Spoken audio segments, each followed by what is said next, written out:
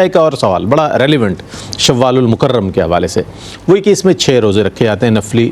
سوال یہ ہے مفتی صاحب سے، مفتی صاحب یہ فرمائیے گا کہ کیا اس کو بالترتیب رکھنے، یعنی کہ اس میں کوئی گیپ آ سکتا ہے نہیں آ سکتا، پہلی بات. دوسری بات یہ کیا اس کی کوئی قضا بھی ہے؟ اچھا، قضا کے علاوہ جن کا رہ جاتا ہے تو کیا فدیے وغیرہ کی صورت بھی ہے؟ تو یہ تمام چیزیں ہیں چھوٹی چھوٹی حالانکہ، لیکن میں چاہتا ہوں ان کو سب کو یکجا کر کے اس کا جواب دیکھیں. ڈاکٹر صاحب نے بڑے خوبصورت انداز میں اس چیز کو بیان کیا، اور جب ایک اچھا اسکالر بات کر رہا ہو تو مختلف نکات ذہن میں آتے ہیں. جیسے مثال کے طور پر میں نے ایک جگہ پڑھا کہ یہ سال کے روزوں کا ثواب کیسے ہے، ٹھیک ہے نا؟ تو فرمایا کہ من جاء بالحسنۃ فلہ عشر امثالھا، جو ہماری بارگاہ میں نیکی کرے گا تو اس کو 10 گنا میں ثواب عطا فرماؤں گا. سبحان اللہ. اچھا، اب یہ دیکھیں کہ نیکی پر 10 گنا اجر. ومن جاء بالسیئۃ فلا یجزا الا مثلھا، کہ گناہ کرے گا تو ایک ہی گناہ کا اس کو عذاب دوں گا. کیا بات، کیا بات. لیکن نیکیاں 10 گنا بڑھا کر اسے عطا فرماؤں گا. تو رمضان کے ایک مہینے کے روزے اب 10 گنا کریں تو 10 مہینے ہو گئے. اچھا، اس کے بعد شوال کے مہینے میں 6 روزے، تو آپ ایک روزہ 10 گنا کر دیں تو 6 دن کے روزے 2 مہینوں کے برابر ہو گئے، تو گویا کہ پورا سال کور ہو گیا. کیا اچھی حکمت جی، یہ حضرت نے جب یہ فرمایا تو میرے ذہن میں آیا. کیا بات. اور یہ باقاعدہ علماء نے بیان فرمایا ہے اس کو. دوسری بات یہ ہے کہ ماہ شوال کے جو ہم روزے رکھتے ہیں تو یہ کنٹینیوسلی رکھے جائیں یا بالترتیب سے مراد یہی ہے گیپ دے کر بھی رکھ سکتے ہیں. دیکھیں، ایک بات یاد رکھیں کہ یہ نفلی روزے ہیں، ٹھیک ہے نا؟ تو اس کو آپ کنٹینیوسلی بھی رکھ سکتے ہیں اور گیپ دے کر بھی رکھا جا سکتا ہے پورے مہینے میں. جی ہاں، پورے مہینے میں. کسی مثال کے طور پر آپ نے ایک روزہ 2 شوال کو رکھ لیا، دوسرا بعد میں آپ نے ایک ہفتے بعد کوئی دن خالی ملا آپ نے رکھ لیا کہ مصروفیت زیادہ نہیں تو میں روزے رکھ لوں. یہ کہ اس مہینے میں آپ کو 6 پورے کرنے ہیں.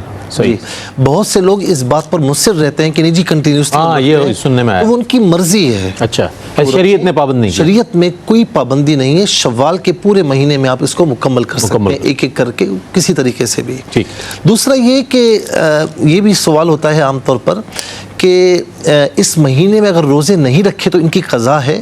یاد رکھیں کہ نفلی روزہ اگر آپ نے اسٹارٹ کر لیا اور اسٹارٹ کرنے کے بعد وہ کسی وجہ سے ٹوٹ گیا، شرعی عذر ہے، کیونکہ کوئی بھی نفلی کام، مثال کے طور پر نفلی عبادت آپ کرتے ہیں، نفل پڑھتے ہیں نا، تو وہ جب تک آپ نے نہیں پڑھے وہ نفل ہیں، پڑھیں تو ثواب ہے، نہ پڑھیں تو کوئی گناہ نہیں. لیکن جب آپ نے اسٹارٹ کر لیا نا اسے، اب وہ واجب ہو جاتا ہے پورا کرنا، ٹھیک ہے نا؟ تو اب اگر خدا نہ خواستہ وہ نماز ٹوٹ جاتی ہے تو آپ اسے دوبارہ دہرائیں گے، ٹھیک ہے نا؟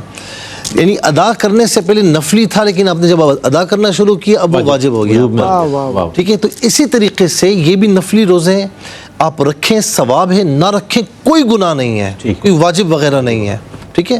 لیکن حدیث پاک سے ثابت ہے تو رکھنے چاہیے. ان نفلی ہیں، یہ ہمیں یوں سمجھ لیں کہ گولڈن اپرچونٹی ہے، اس کو اویل کرنا چاہیے. لیکن اگر آپ نے شروع کر لیا، شروع کرنے کے بعد کسی شرعی عذر کی وجہ سے بھی ٹوٹا آپ کا، تو آپ کو بعد میں قضا کرنے ہوں گے. اچھا جی. لیکن اگر آپ نے نہیں رکھے، شروع سے رکھے ہی نہیں، تو کوئی اس کی قضا نہیں ہے.